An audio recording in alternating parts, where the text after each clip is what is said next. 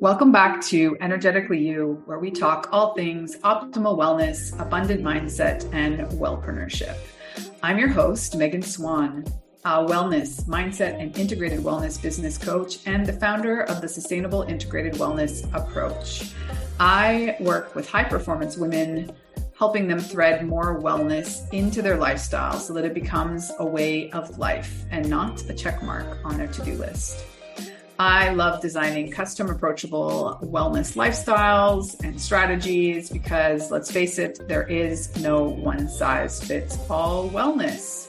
Today, I'm excited to interview Crystal Rainbow Borrelli. How cool is that name? She is a third generation yogi. She lives and teaches from a real and raw place while upholding the traditions of yoga practices. She is an international retreat holder and teacher trainer. Crystal returns to India every year to continue her studies and immerse herself in living the teachings of yoga. Her home is based in Squamish, British Columbia. Let's dive in. Welcome, Crystal. I'm so excited for this conversation today. I really respect all the work that you do. I can't wait to hear all about your book and all the things. But let's start with, how are you and where are you? Hi, good morning, and thank you. I am doing very well. I'm currently in Whistler, BC. My husband has a hockey tournament. He's a coach, so we're up here doing that whole gig. So I'm working from the hotel room today. Amazing. So let's start with, give us sort of a glimpse into your childhood and like how far back your knowledge and love of the world of yoga goes. Yes, 100%. So I grew up on a small little island off grid. It's called Lasqueti Island, and I am a third generation yogi. So I have my great aunt was a follower of Yogananda and built an ashram or a fellowship center in Hollywood. And my mom and father were both practitioners of Yogi Bhajan. And so that lifestyle of the yogi kind of led into where I was raised, which was this beautiful piece of property, with frog ponds and eating out of the garden and all the bits. And that was kind of my introduction to how to view the world, was very respect for the land, live off the land. And I took that with me out into the world when I was ready. And I remember doing yoga with my mom and chanting in the sauna with my dad and, all the bits from a young age. And that was the foundation. But I didn't think that that's what I would do in my life. I didn't want to do what my parents did. It didn't really make sense. They were both teachers in different modalities. They were Jin Shin Do practitioners and acupuncturists. And, there's yin yang charts on the wall and chakra charts on the wall and things like that. So I went into snowboarding. My dad was an Olympic skier for the US, and that really took me, I went that direction for a while, and what brought me to Whistler originally. I did that for snowboarding for quite a while, early teens into my 20s. But I ended up getting a really bad fall, which was 7 brain concussions, 7 concussions. Wow. Yeah.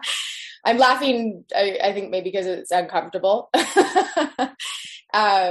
Because I was semi-professional, I did lots of the big air and slope style, and I charged, I was in a fury charging. But that, has repercussions. And so the brain injury, a blood clot and brain damage actually changed my direction in my life, and brought me into my path of pursuing being the teacher.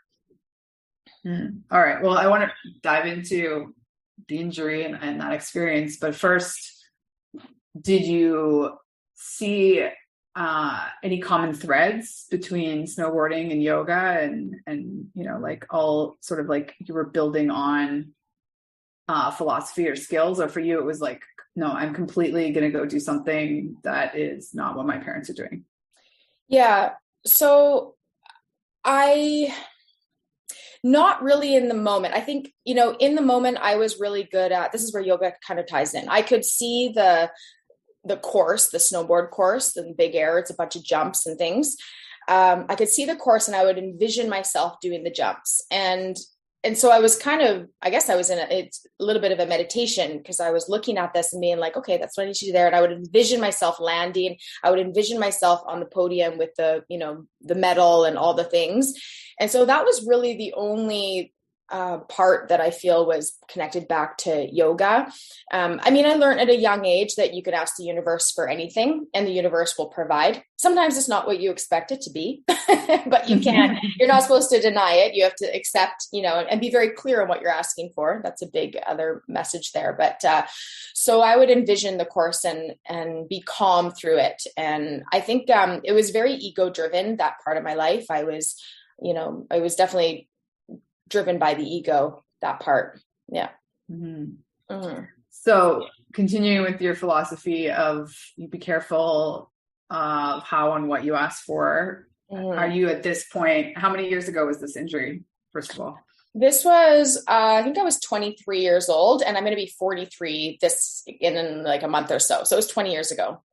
Okay. So you've had lots of time to process and integrate, and now you look back, and besides that, it sort of gifted you your redirection back into the yoga world. Did you see that you like sort of asked the universe for that injury or that accident, or how do you? No, I think that was a divine intervention. There's been a couple of divine interventions when I look back, to get me into the course and the path that I'm at. And, that was a shedding. It was during my, Saturn returns. So it was, it wasn't during my Saturn return. That was something else. Sorry. But it was the beginning of figuring out what I needed to do in this world. And I can see why it happened. And because the ego was so strong in that moment, professional, like when you're, semi-pro, I know people are like, you were a professional. I'm like, I was, but I feel like I was back then, because there wasn't very many girl snowboarders, anyways. So but you were like at a serious level that most people are not. Yes, definitely. Yeah. I was at a higher level of competing, definitely. The nationals and, where I was and things, but I can see how it has led me to this space, but it was a long transition time. But by age 24 to, I think it was like until I was 30, there's like a shadow period where I was having a really hard time figuring out what I was supposed to be in this world. And at one point it felt like my spirit was being ripped in two. Like I felt like I was living a life where it wasn't what I was meant to be, which is really hard on the spirit when, I'm very spirit driven, to the life that I'm supposed to be. So it was this like funny little dance. And then it wasn't until, really claiming my power and what I was meant to do here that it shifted, which is, thank God. Thank God. All right. So let's go to India. How old were you the first time you went to India? Mm-hmm. So that's a good question. How old was I? I think I was 30 when I went to India. So a little bit later on, I was around 30. It was in 2011. So I'm sorry, I'm not very good at math. When you ask me a question, I've got a really bad concept of time. All right. So I know it was in 2011. So the pandemic wasn't that bad for you. No. Oh yeah, no. I was like, that was 2 years. What? I had no idea. So yeah, I had, my first training was with Julia McCabe. She's a beautiful and very strong, beautiful, powerful teacher. She taught me to really claim my fire. And that was in Nicaragua, but I knew that I wanted to train in India. I was like, I want to go to the roots. I want to like be legit, really. Like I want to really dive into these teachings and the tradition. And I feel like it was lacking a bit in the West, like where I was practicing, and, it was, the spirituality was lacking. Watered down. Very watered down, and the traditions. I was like, I want to know more, and I want to learn in India. So I seeked out my teacher there, Swami Vishvektu.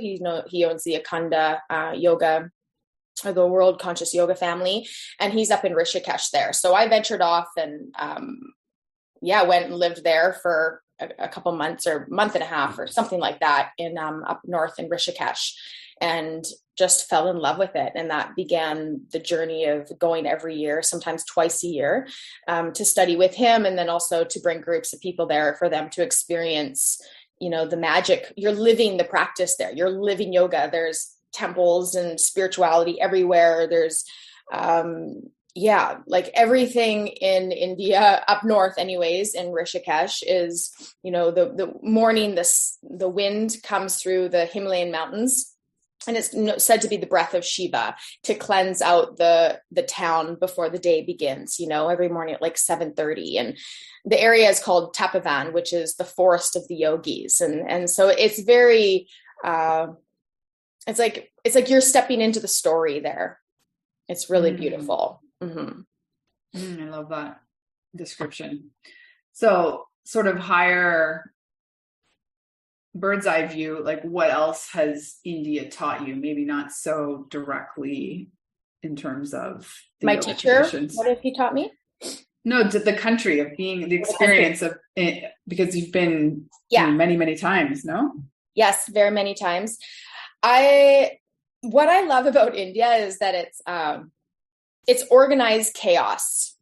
So within the wild, there's so many people, there's cows crossing the road in like full on crazy traffic. And there's monkeys stealing things, and there's construction happening. And I love that there's still an organized divine movement and stillness within all of that. And I'm like, it's wild that yoga came from this place that is, do you want to quiet the mind? Well, you have, it's not like you're in a little room that's pristinely quiet. It's like, no, there's real life happening. And how can you find that sense of stillness or peace within yourself and that calm state while you're in the storm?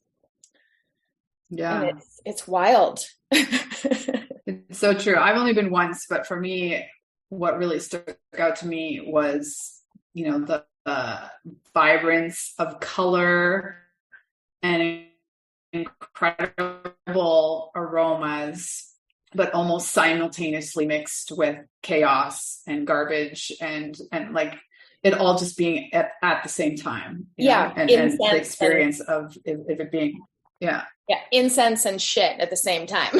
Like, the sense, it's very sense overloaded, and it's not for everybody. And yoga might not be for everybody too.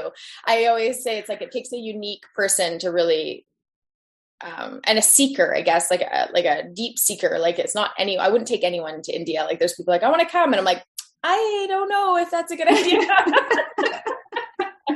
I think maybe you should wait. Just wait a little bit.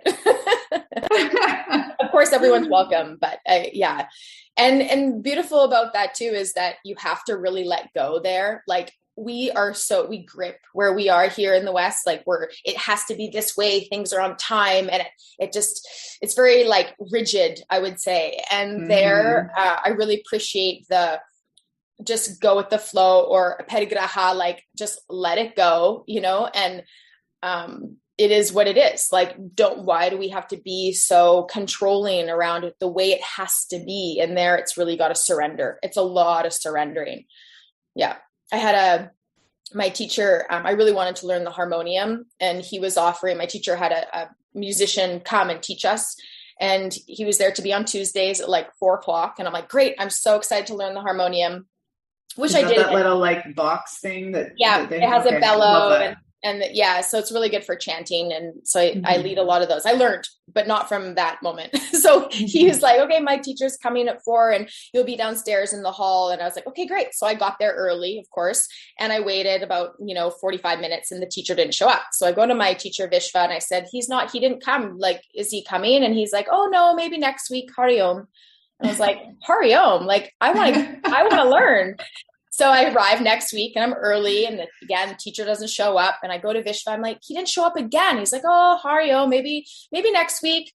I'm like, oh, so I go again. And this happened a couple of times. And finally he was like, oh, maybe next week. I'm like, Vishva, I'm not here next week. I'm leaving. Like, I'm like, Hari Om. And he's like, oh, it's just not meant to be. And I was like, okay. And he was just like, Hari Om is just kind of like, let it go. I mean, there's more to it. It's a Shiva prayer. It means to let go of the darkness or the shadow of the ignorance, to step into the divine and to be liberated. And I was like, okay, so just not meant to be that trip, Yeah. I have a more visceral experience living here in Mexico with very similar, the concept of time, and when you start to embody it, it's completely different. And you realize that it is very constrictive. Let's just keep it Canadian, passion about structure and schedule and all the things. Whereas here in Mexico, someone would never like cut off a conversation with somebody to make sure that they made it to a doctor's appointment on time, right? Like that would just be really rude and unthoughtful. And you can see both sides, right? Like you can see both sides, but yeah. So let's go to, I want to talk to you a little bit more about the injury, because I don't think a lot of people, it's not common to have a brain injury. So what did that experience, like on a physical level, teach you about your body? To trust, I would think with the main thing, to really trust what you're feeling and that those feelings are valid, and to fight for that, to be heard. I think back then brain injury wasn't really taken as seriously. And I had 3 neurologists tell me that I was fine, that I had post-concussive syndrome. And they're like, it's like what hockey players get, you're fine. And it was 2 years of migraines and not being able to complete a sentence. I'd stutter, I'd lose my words. I'd feel like I close my eyes, I feel like I was falling or spinning. And I didn't work for a good month, or maybe even over a month. And the doctors weren't listening to me. And I was like, no, something is wrong. Like this is not normal. There's something more going on here. And they did take me to get a scan in Vancouver. And the neurologist, honestly, he just looked at my chest the whole time. He did a test. He did one arm out test. And I said, I feel like I'm falling to the left. I'm falling. And he's like, oh, I think you're fine. And I was so relieved that this is the first doctor I saw. I was so relieved that this professional, in this way was telling me that I was okay. But I was also a little bit pissed off because I was like, why are you looking at my breast the entire time? But I took that and like, okay, maybe I am okay, but I wasn't. And I could still feel that. So the trusting, and then eventually when I demanded another scan with a doctor, I started crying because I was so frustrated. He's like, you have post-concussive syndrome. And I'm like, I don't, there's something going on. And he said, maybe you should see someone about depression. And I lost my marbles. I swore and I was yelling and I was crying and I was like, how dare you? I demand one. He's like, well, it's not going to prove anything. You're totally fine. But if you need this to move forward, it's been 2 years now. If you need this to move forward, then, it'll take 3 months to get in. And I'm like, then get me in, So when we did do the scan, they said, the woman that did it, was horrified. She's like, I'm so sorry. She's like, you do have brain damage. There's a dried up blood clot. Here is the bruising in your brain. And she's like, you're really lucky to be alive. Yeah. So with that, I was angry that no one listened, I think was the main one. And that to keep fighting for what inside. I was lucky that it didn't erupt and I'm here, but the recovery has been very long. I think that I still lose my train of thought but the brain's amazing, right? Like we get back, I'm sure it's healed and I'm still here doing my thing. So Yeah.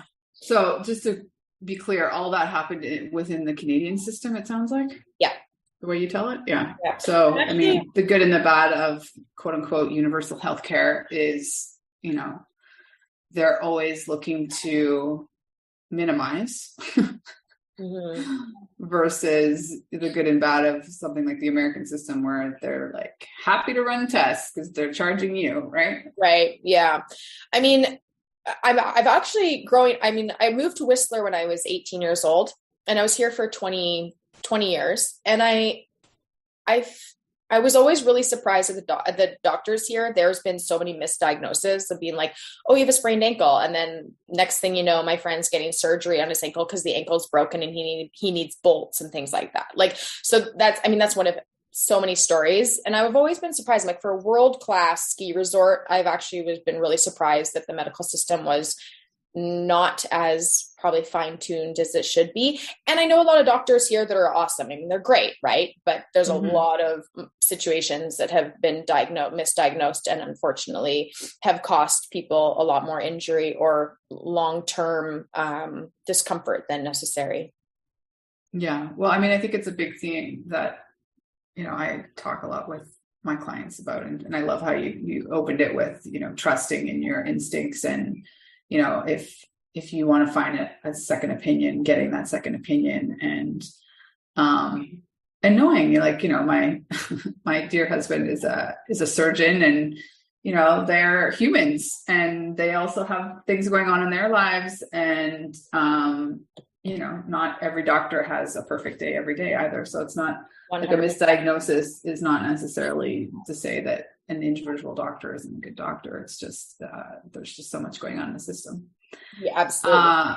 So what about, like, at what point at post-injury did you turn back to yoga? Was that like an intricate part of your recovery, and did you start leaning on it from that point? Yeah, it was for healing. Yeah.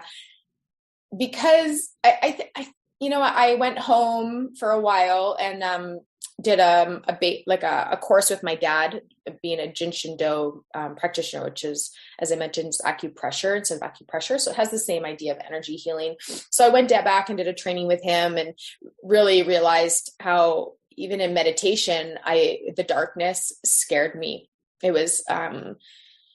would take me back to that moment of, them telling me not to move. I might've broken my neck, and I was scared to go there. And so I was like, okay, well then I need to go there. So I went back into my practice, and that's when I started really diving into practicing with Julia, as I mentioned, my first teacher. And and I loved it. I couldn't get enough of it. And it was a new perspective, I guess, of what I was getting into. And it was very physical, but she did lots of breath work, lots of chanting, and something ignited in me. And I was like, wait a minute, this is like all I want to do. I'd realign my schedule at work so I could take all the classes. I was that like super nerdy, keen student at the front, right in front of her, just like so excited to be there.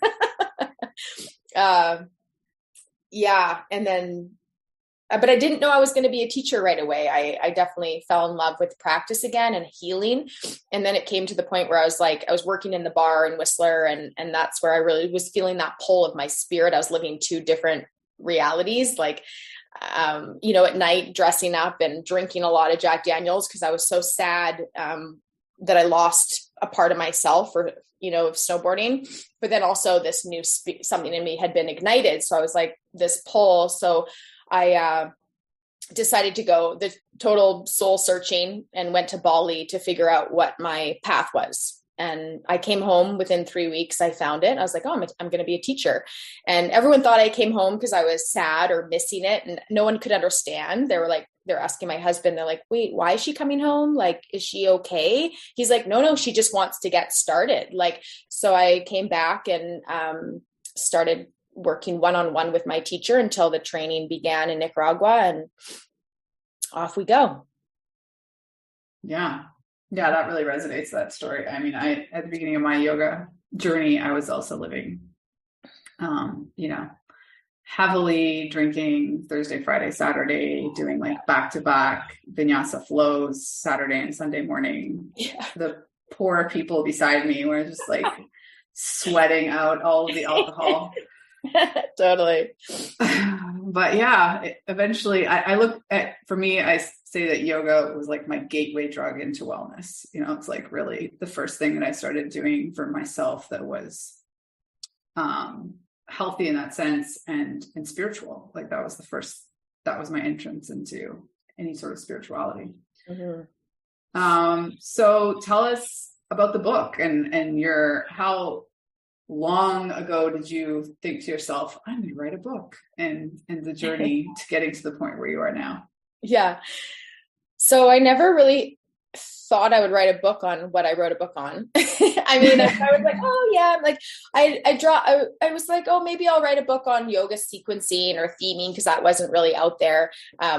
And at the time, and that's my next book that I'm going to I've already started on, but this one, kind of just came into being a little unexpectedly. So I love mythology of yoga and I love mantras. And for a long time I was teaching, it was called Mythic Mantra. And I would teach an immersion to teachers or students or workshops on, you know, the stories of the asanas and weaving in the mantras. And I would kind of encourage teachers to, you know, bring these into their classes, right?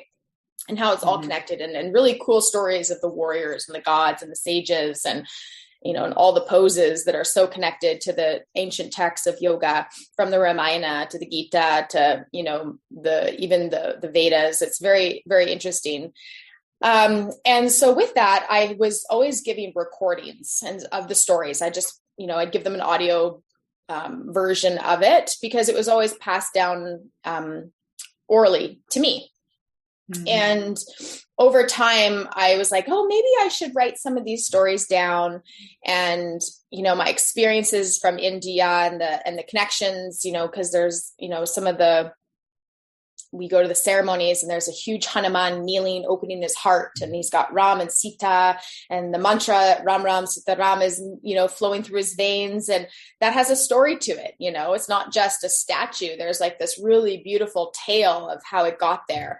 And so I started weaving these things in to this book, and just, writing them down. And then all of a sudden I was like, oh, maybe I should put all the stories in one place. And there's mantras, and then I decided, okay, it's going to be a book. So it kind of just fell into place, to be honest. So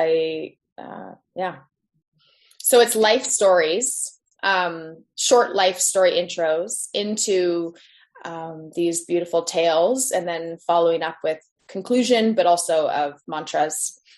So it's the sacred mythical stories and sacred songs of the gods and goddesses of yoga. And so how long has this been your project? How long have you been writing them down for? For the pandemic, so the 2 years, I really started to get into it.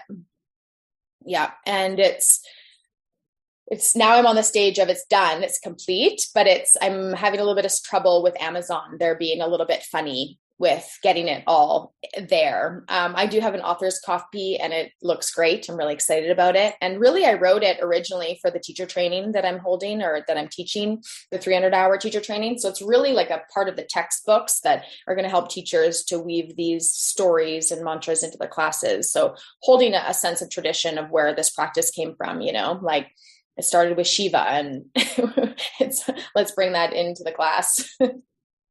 Yeah. So can you tell us a favorite story of yours? Favorite story. Yes, I can. So I think I'll share, there's two that just popped into my mind, but I think I'll share the one that the book is pretty much inspired or written at, or even called. But the title, I don't know if it's, so with Amazon, I don't know if it's the title. It says the cover there's an issue with the cover, and I don't know if it's the title that I'm having an issue with. So right now the book is called Within the Divine Realm. Okay. And this story is, this is the story in the book that it's written after. So this begins with Shiva and Shakti, and they're in a divine realm. They're in this beautiful orb of light, and they're floating. And at this time, there's nothing around them. There's nothing been created. There's no life around them. It's just them. And I just transported myself there. I was in it. I was like, right now, share it, Crystal. Okay. So it looks amazing. Yeah. Yeah. This beautiful orb of light, and it's like glowing. And so they're there. And Shiva, if you're not familiar with, he's part of the Trimurti, or the three, gods, and he represents the ending of the cycle, and he represents the higher consciousness, along with many other things. And he is sitting there in meditation in his Shankar version, which is like the one that's meditating and closed eyes, and he's very still. And Shakti, his counterpartner, his wife, and she's everything tangible. She's nature, and you'll find out why. She's everything that you can see and feel, and she's the divine feminine. And she is dancing, and she's having a great time. She's like twirling, and she's like in her lila. She's dancing in the divine, and she's a little bit irritated that Shiva's not paying attention to her. Like, she's like, why? I want you to watch me. I want you to like interact with me. You're meditating. You're always meditating. I want you to pay attention. And so she decides she's going to play a little trick on him. And so she twirls and dances. And as she's dancing, lotus flowers start to sprout up from her feet and letting out like an aroma. And she's thinking this will entice him out, right? And it doesn't. But little does she know he is actually watching her with his third eye. And it's like slit very, very, very thin. But he is observing her, because how could he not? She's so beautiful. But Shakti is still not happy with this. So she dances around him, and she takes her hands and she cups around all of his eyes. And when she does this, she drops. So she falls, and she's falling with gravity for the very first time. And she falls for a very long time. And when she does land, she bursts into billions of pieces. And it takes her a bit of time to gather herself up. So she's pulling herself in towards herself. And as she's doing this, she's looking around, and what she sees are mountains and trees and oceans and rivers and animals. And then she starts to experience like all the seasons, and fall and winter and spring and summer. And then she has all these senses come over her of joy and pain and love, and everything's happening so quickly. And she's getting a little bit overwhelmed, but she's like, what is this? And she realizes that these pieces of her that have fallen and broken are reflections of her. They're the mirror of her. And so she pulls herself in, and she calls the name of Shiva, Om Namah Shivaya. And Shiva appears, and she's like, where am I? Where are we? What is this place? And he's like, it looks like it's reflections of you, my love. It's the most beautiful thing. And she says, I want to stay longer. I want to experience this place. And he's like, I think that's a great idea. Let's do it. And then she says, but what if I lose you again? What if I fall again? What if I break into a million pieces again? What do I do? And he says, all you need to do is call my name, and I'll be there for you. So this idea that we are all of it, we are this reflection, because when we talk about the gods and goddesses, we are them, they're aspects of us. So if we lose ourselves, or we get sad, or we get lost in life as we go through heartache, the idea is that we go back to our stillness, we go back to ourself, we go back to our mat, we sing the song of God, or divine, or higher source, whatever it is. In this case, it's to Shiva, and we'll return back home and find ourselves. Om Namah Shivaya. Yeah. I love that story. So is that like a good representation of the types of stories, or some of them like much longer and more in depth, or they're all kind of like these snippets? Yeah. So I kept most of them pretty short like that, but there are some longer ones that I just couldn't. Like, there's kind of like overview, I guess, of the Ramayana. Because I had just finished reading it again. So I rewrote I wrote, my version of it. And so there are a couple longer stories, but for the most part, they're short. They're short little snippets like that you could share in class with your students is kind of the idea, right? Like take 5 minutes and share a story to set up your theme for your students. So they get a little bit of a deeper essence of what it is, where it came from.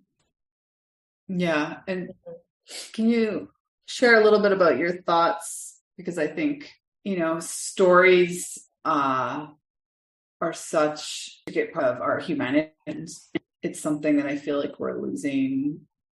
I mean, not everyone, but in general, like with everything being in a sound bite kind of scenario these days, we're, I think, getting disconnected. And I mean, many cultures have this history of oral tradition of these stories being passed down. And I was listening to, I always mispronounce his name, but Ocean Vuong, I think is his name. It's this poet. And he was talking about how I think it was his mother, his grandmother, and various women raised him, Buddhist women, and they were illiterate, but they were like teaching him a master class all his life in storytelling and like the importance of the choice of words and the pause and like all these things that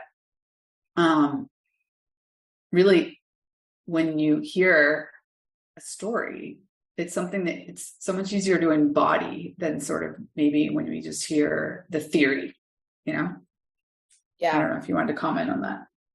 I think it comes back to imagination and the creative side of us. Like there's this saying that if you want to get close to the creator, you need to create, right? So it's like this artistic side of weaving something in, whether that's storytelling or doing, like painting and yoga or getting inspired. I guess it comes back to inspiration. So that's how I see it. Taking you into a world. I mean, as you said, like storytelling has been happening for, thousands of years. And there is something to say about tradition or lineage. And that I think that is buried deep within us, and in a way of feeling like we're connected to something deeper than just this moment, right? Like our family lineage, or even beyond that, history and what that is. And that can be horrendous or it can be really beautiful and powerful. Right. And really comes down to choice. You get to choose. I think moving forward, like you get to choose how you want it to be. And that comes back to like the karmas, clearing those patterns that don't work for you. And like my dad would say, the most important thing you can do in this life is clear your karmic path and, get rid of the old belief system that holds you back and trust your intuition and trust what you're here for. Like keep searching to find what you're here for. Your overall purpose, I guess. And a lot of these stories are around that. They're around big battles and the time in history where, things were getting crazy. But then there's these heroes and there's these like embodiments of dharma, of like their purpose of what they came here for. And like these, so it's really relevant when you look at the teachings to like what even we're experiencing now, And do you have the experience when you reread these things that you get different perspectives based on like maybe something new that's happening in your life? You're like, that also applies to what's going on right now. Oh, of course. Yeah. Any text, especially those like more in-depth texts, like the Gita, or, you're going to pull out and something's going to be more highlighted for if it resonates with what you're going through at that time. Of course. Yeah. Definitely. Mm-hmm. Beautiful. Yeah. Mm-hmm. So, tell us, we will have this out. We will perfectly time it so that whatever's happening with your book, it's available. Amazing. It's happening. I'm on it. It's all happening. I'm making it happen. It has to happen before September when my training begins. So it's happening. Any last sort of reflections on your journey in general and or to write this book? I think the back end of things, I mean, writing the book is one thing. It's exciting and it's just pouring your mind and your heart and your knowledge onto paper. And your inspiration and things like that. And it was exciting to put everything down. I feel like there was like so much more. And I was at one point, I was like, okay, I have to stop because the book is going to be so thick. It's like 200 and something pages. But I think that the hard part is figuring out the back end things of getting it uploaded and why they're not accepting the upload and the digital content. And, like there's kind of like the end, the book writing is the easy part. It's, and I think that's what comes in handy is to find the publisher and find the person that's going to help you put it together. That expertise, my expertise is not computers. So I hired somebody to do that end of it. Yeah. A brilliant person. Yes. Yeah. Yeah. Last little question. I absolutely love your middle name. And I'm curious, was that given to you by your parents or what's the story of Rainbow? Oh man. So yeah, Crystal Rainbow, that was my given name. I was born a Laura for 3 days. And then my mom was holding me and she's like, you're not a Laura. And I was born in August. So it was really sunny. We were living in off grid off of Tofino, just across from the hot springs there at the time that I was born. And she was holding me in her rocking chair. And the sun was on my face and there was a crystal in the window. So it was projecting rainbows on me. And she says, oh, and the midwife had given her the crystal hanging. And she says, oh, you're Crystal Rainbow. That's your name. So a lot of people think that I gave myself that name because I'm a yoga teacher, which is hilarious. Like, no, that's so not something I would do. But I can see people have definitely mentioned that. Like, oh, I thought that was you gave yourself that name. I'm like, oh, it's kind of embarrassing. No, but like my sister, her name is Autumn Windsong because she was born in the autumn and in the fall, and the wind was singing when she was born. So yeah. Such beautiful names. Yeah. My whole family has some really beautiful names. My mom, Samantha Moonbeam. And my dad is Tolling Buff Bottom. He's a wizard. That's amazing. He's a straight up wizard. Yeah. That's brilliant. Mm-hmm. Well, thank you so much for, opening up to us today about all of this. And I'm so excited to read your book. I definitely have always, quite honestly, shied away from that aspect of yoga. Not because it didn't resonate or anything. I just, wasn't disciplined on that part of it. And I think it's maybe the time of life that I'm ready to incorporate more of it into my life. And maybe it's because I now have children and I know how much easier it is to transmit these things through story. Mm-hmm.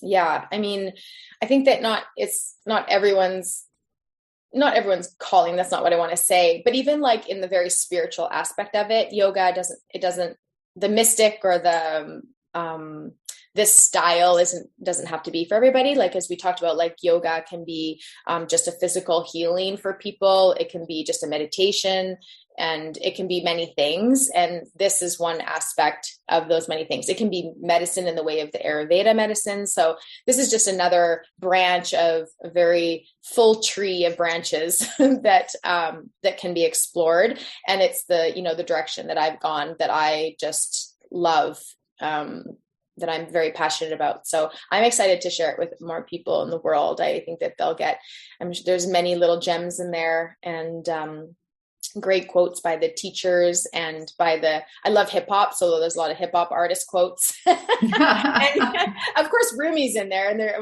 but there's some Gangstar and Tupac and stuff. And there's some beautiful artists. Allegra King is a poet and she has one of my favorite poems in there. And, so there's a lot in there. There's beautiful art by Cups, this artist out of Whistler. And it's very magical. So I'm excited for you to venture into it. Yeah. Ooh, all right. And just quickly tell us, how can people work with you other than seek out this book? You're doing teacher trainings? Yeah. So My website has everything. My website is so beautiful. My girlfriend did it for me. It's very beautiful, but it has everything, crystalrainbowborrelli.com. And so I'm doing retreats. We're coming back to retreats, which is amazing. My main retreats that I hold are in Bali, and usually in the fall. They're 2 week. It's a wander retreat. So we go to a couple different locations. We drop into the culture, and then of course, like yoga and whatnot. And then I usually do a Mexico retreat for New Year's. That's so much fun. And then India is coming back. So India is coming back. We're going to be heading to India, hopefully again in 2023, and taking people back up to Rishikesh and take a class with my teacher and then experience this culture. I have a lot of like family there now is how I see it. And I basically introduce people to an extended part of my family, have chai with babas on the Ganga and do water ceremonies, Vedic fire ceremonies, all the bits. And then I have my 300-hour teacher training. So this is like you're taking your second certification for teachers, and we weave in a lot of theming and how to sequence, and there's a yin component, so people get their yin certification as well. And yeah, that's happening in the fall. So website and Instagram, Crystal Rainbow Yoga. Trail off with a question mark. I'm like, I think that's what it is. We'll link it in the show notes. Don't worry. I'll figure it out. Yeah. Website's where to go. Website has everything. Yeah. Mantra courses, has the whole shebang. Well, thank you so much. This has been a very lovely conversation, and we'll be in touch. Great. I might be coming to Bali. We'll see. Yeah. Yeah. Thank you, Megan, so much. It's been lovely to have a chat with you. Mm-hmm.